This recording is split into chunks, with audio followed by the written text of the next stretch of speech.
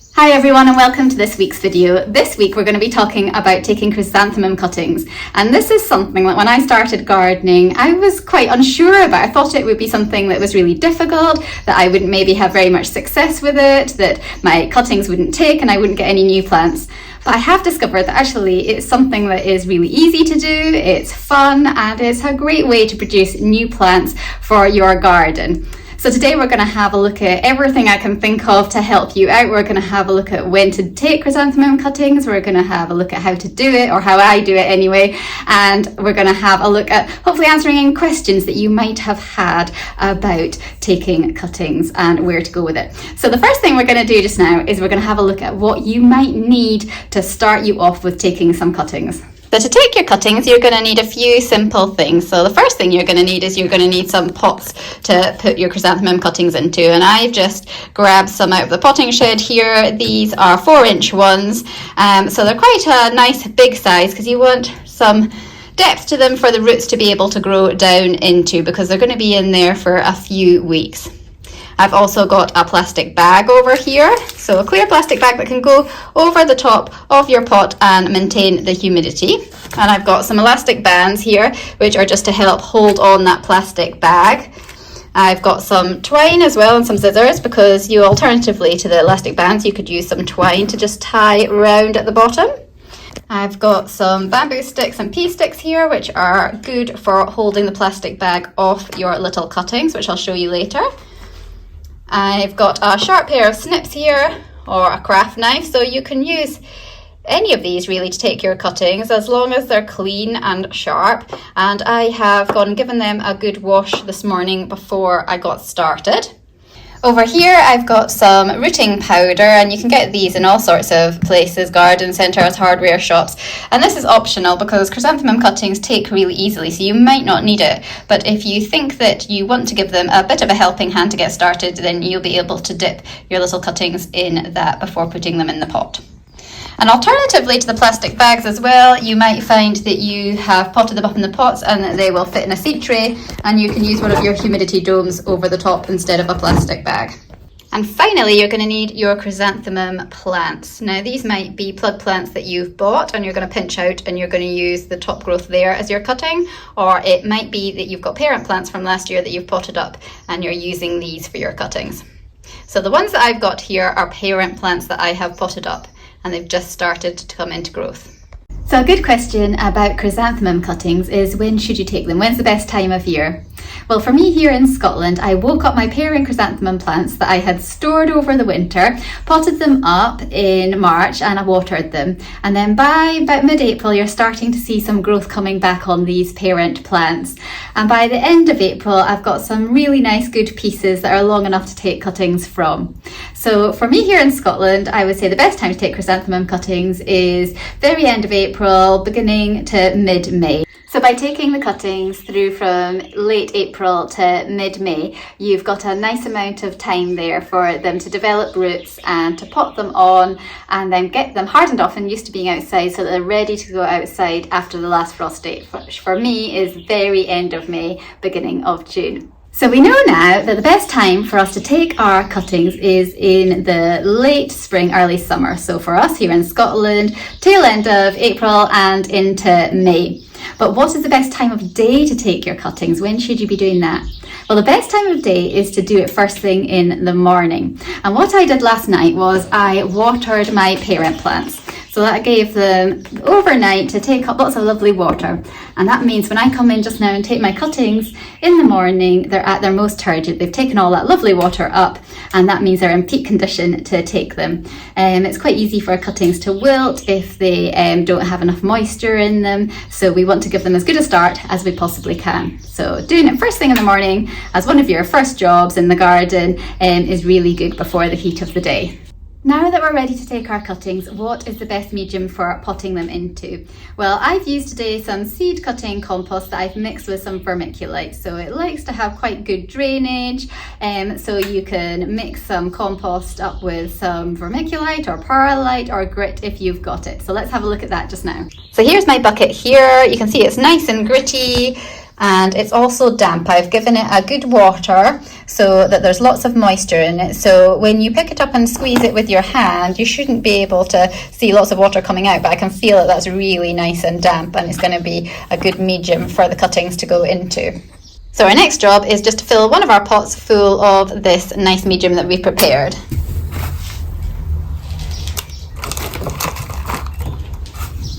So there we go, our pot is all ready for our cuttings to go into. So now we need to have a look at those cuttings and where we should take them on the plant. So here we go, here is our parent chrysanthemum plant, and you can see that there's quite a long stem there that we can take a cutting from.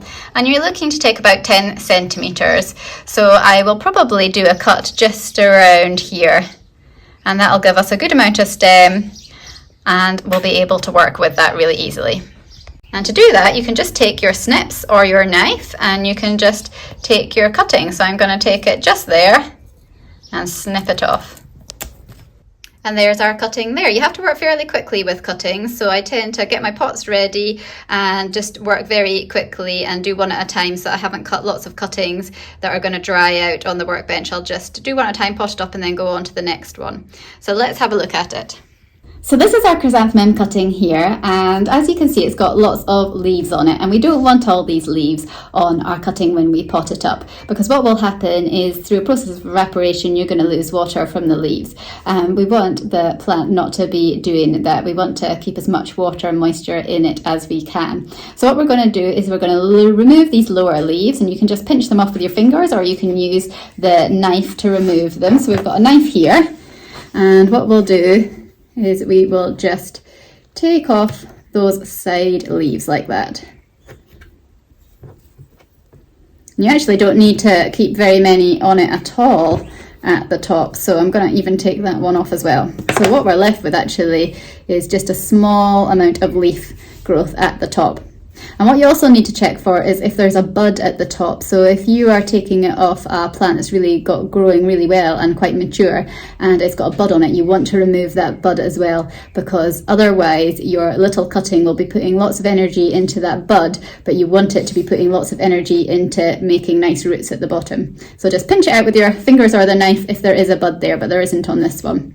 And now I am just going to trim off a little bit of the stem there, and I am going to just cut it off. There was a leaf there. You can see where the leaves were joining that you've just taken off, and I'm going to cut it just below that there, just below a leaf node. So make a nice straight sharp cut. You don't want any ragged edges. You want it to look really nice and sharp. And then what I'm going to do then is I'm just going to dip it into my rooting powder, which again is optional. You don't need to do it, but if you want to give it a little help, you can do. And then just tap off the excess there, so it's not got too much. And then we're just going to take our pot and we're just going to put our cutting around the edge of the pot. So just at the very edge there, push it down into it and just firm around the edge there. And then I'm going to get my next cutting. So we're going to do exactly the same thing again. I'm just going to snip it off the parent plant, which you can see here. I'll take a cutting just there. So here's our next cutting, and we're going to do exactly the same thing again. We're going to remove these lower leaves, so I'll do it a different way this time to show you. You can just take them off very easily, pinch them with your fingers, just like that. Making sure that you don't leave too many on it. Check the top for a bud again, and then just look where one of your leaves were and do a little cut beneath that leaf node, leaving a nice sharp edge. Pop it in your rooting hormone again, knock off the excess, and then put it beside, so that they're not touching, but you can just pop it down on the same side in your pot. So we've got two little cuttings there, and what you'll end up with in the end of the day is one that looks like this.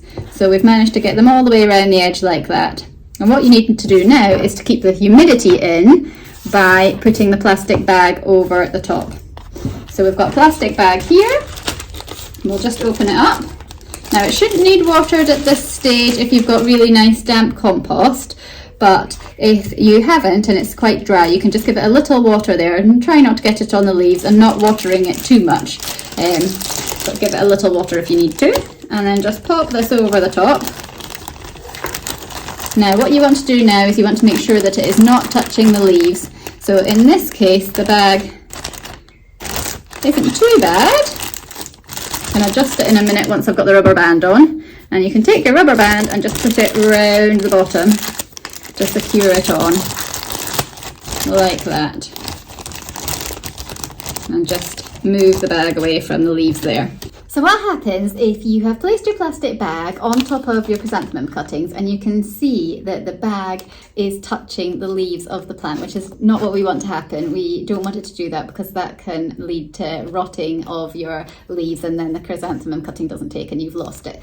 Well, you can use bamboo canes, skewers for barbecues, or you can use pea sticks, and you can insert these into your pot to just hold the bag off of those precious little cuttings that we've made. So I'll show you just now. So say that my plastic bag here had been on top of my leaves from my cuttings on here, and we wanted to lift it up higher. You just take your pea sticks or your bamboo barbecue skewers and you would insert them into your pot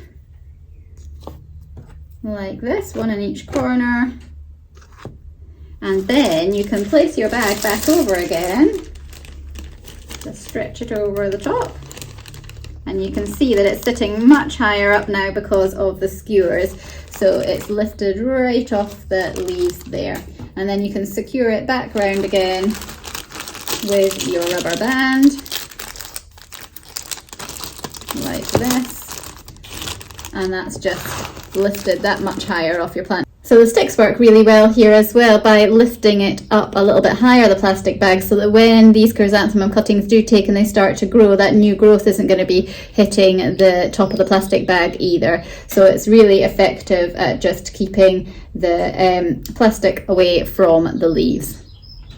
But again, remember that once it is growing away well and you do see lots of new root growth and you see some new growth on the leaves as well, then you can remove the plastic. It's just to keep it as a nice humid atmosphere whilst they are taking and just getting going. And although I am using plastic here to go on top of my pots, what I tend to do is I keep these plastic sandwich bags and I'll reuse them. So once I've taken it off this batch of cuttings, then I'll use the same bag to go on another batch of cuttings as well, so that you're making the most of the plastic and not throwing it away after a single use. So this is the alternative here. Instead of a plastic bag, you could pop your pot of cuttings into a seed tray like this, and you can just pop the plastic dome over the top. But make sure that the plastic dome is not sitting on top of the leaves. So if it is touching, then that means that the plastic bag option might be better, where you can lift it off the top of the leaves with the canes and sticks. But this does work very well if it is small enough inside that there is a bit of room between the tops of the leaves and the dome hitting them. Once you've prepared all your cuttings and they're all ready to grow away nicely, so you've got your plastic bag on, you've got your skewered with your rubber band, or you've got them in the seed tray with the dome on the top, what should you do with them then? Well, what you want to do is you want to put them into a place that is in light and also fairly warm, but you don't want them to put them in direct sunlight. So if you've got sunlight streaming in through your windows, you don't want them to be right in the front of that in your room, because that might just burn and singe these leaves and it make them a bit stressed out.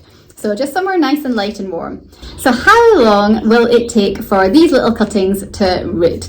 It should take about 3 to 4 weeks to get some good growth on these new cuttings and to be able to plant them up. But you can actually speed up the process. So if you've got a heated propagating bench, you could pop them onto that, and then that should probably speed them up by about a week. If I try using my hydropod to take cuttings, then that would actually speed it up so much that it would take about 1 to 2 weeks to get some good growth with my chrysanthemum cuttings.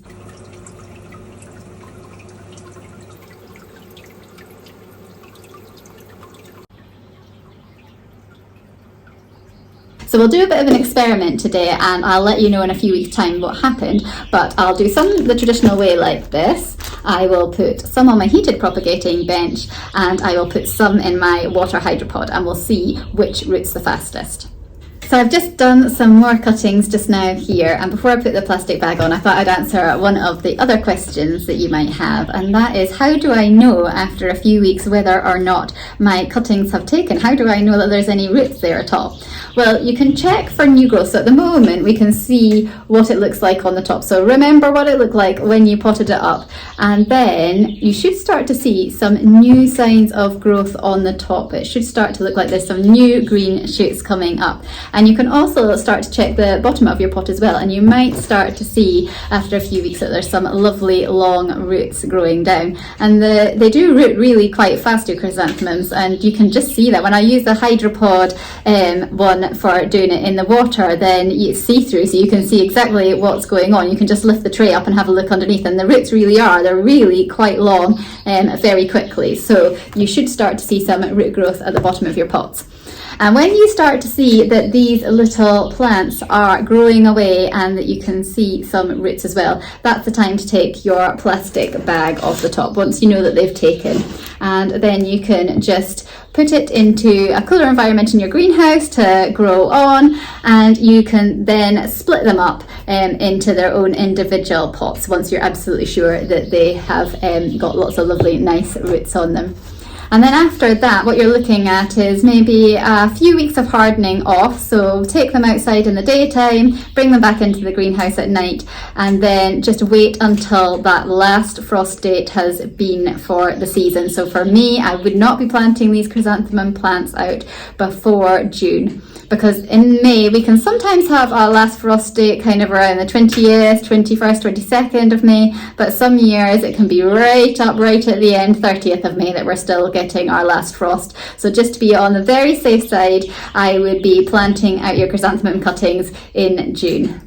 The other thing that you might want to do with your chrysanthemums, it's going to depend on what kind of chrysanthemums you've got and what you want the plant to do, whether you're growing for exhibition and you want a beautiful single stem, or whether you're wanting lots of lovely flowers. So you can pinch them out to make them more bushy and produce more side branches. So that's something that you would be doing. Once they were potted up individually and growing away well, you could then pinch them out. And then again, you can use that pinched out top section as a new cutting and carry it all along. So another question that you might be wondering about is what kind of chrysanthemums to grow here in Scotland. So we're zone 8B, and that means that we have a fairly short season of growth. So my flower season ends sometimes in September, sometimes in October, and very rarely I'll still be having a few flowers in November. So what I've done in the past is I have brought early varieties of chrysanthemums and I've grown late varieties of chrysanthemums, and what I found was that I had lots of lovely flowers I could use from the early ones that were coming out in about September time. That was great. I still had lots of other flowers to go with them in the flower patch. But with my late varieties, yes, if I brought them into the greenhouse, then I would still be getting some flowers later on in the season when you're getting to November time, but I wouldn't have any other flowers to go with them then. So for me here in Scotland, I just stick now to growing the early varieties of chrysanthemums, because I know I'll have plenty of other flowers to go with them to make some beautiful arrangements, and I don't go and grow the late varieties anymore.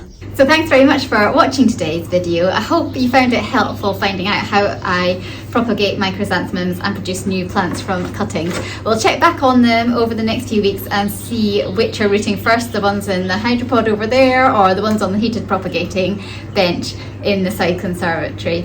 And hopefully we'll get lots of lovely new chrysanthemum plants to put out in the garden in the beginning of June. And next week I'm hoping to do my video on my favourite tulips from this year. We've had some really nice tulips this year, but they are coming to an end now. I think next week, which will be the second week in May, will be the last ones for the tulips for this year. And it always helps to have a look just now about what's worked well with tulips and which ones haven't worked so well, so that when it comes to ordering the new bulbs in the late summer, early autumn, I've got a head start and a good list going of what I would like to buy. So I'll see you next week for that video.